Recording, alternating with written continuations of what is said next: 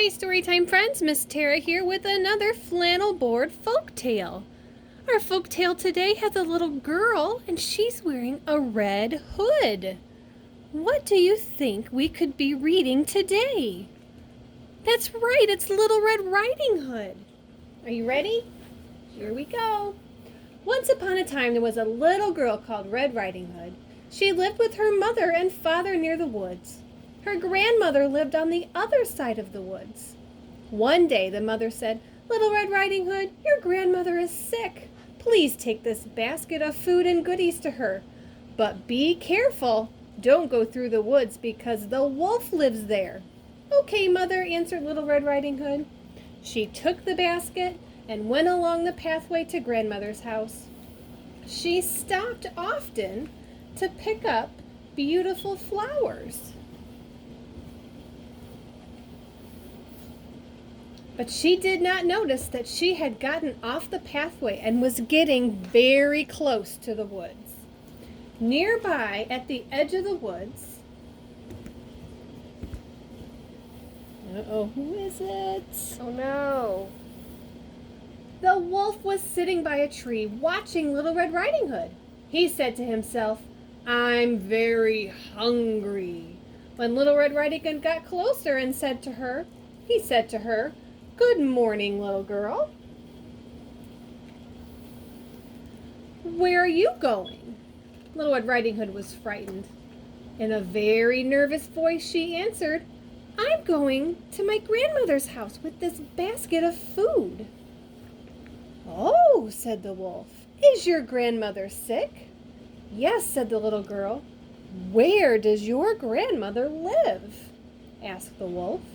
"My grandmother lives on the other side of the woods. I have to go now," answered Little Red Riding Hood. "Goodbye, little girl," said the wolf, as Little Red Riding Hood hurried off down the path. The wolf ran through the woods to Grandmother's house. I can see the house. Ahead of Little Red Riding Hood, he knocked on the door. Knock, knock, knock, knock. "Who's there?" called Grandmother from her bedroom.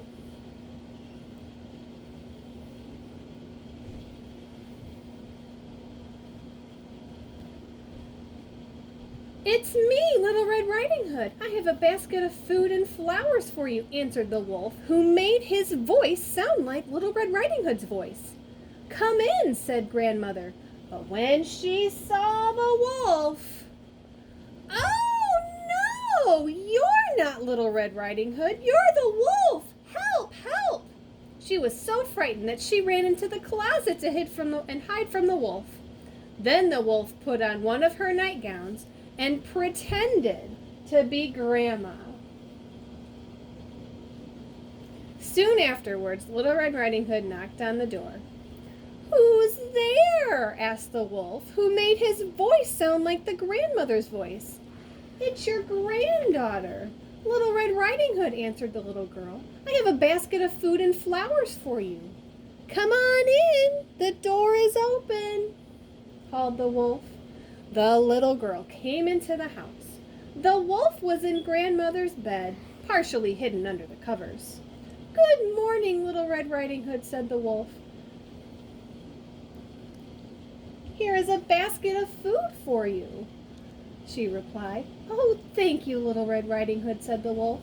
The little girl got closer to the bed and she said, "Oh, Grandmother, you are very sick." "Yes, my child," answered the wolf. "Grandmother, what big eyes you have," said Little Red Riding Hood. "The better to see you with, my dear," replied the wolf. "Grandmother, what big ears you have," said Little Red Riding Hood. "The better to hear you with, my dear," answered the wolf. "What long arms you have," said Little Red Riding Hood. "The better to hug you with, my dear," said the wolf. "What big teeth you have, Grandmother," said Little Red Riding Hood. "The better to eat you with," cried the wolf. "Ow!" screamed Little Red Riding Hood in a very frightened voice. "You're not my grandmother, you're the wolf! Help! Help!" A woodcutter who was working nearby heard the screams and ran into the house to see what was happening.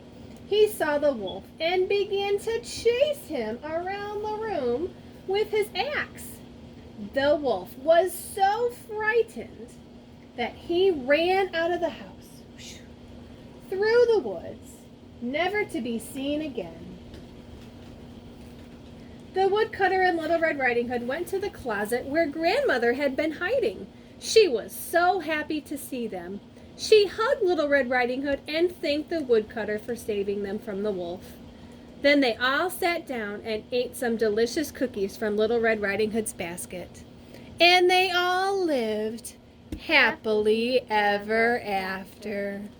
Well, Storytime friends, I can't wait to see you when the library opens back up again.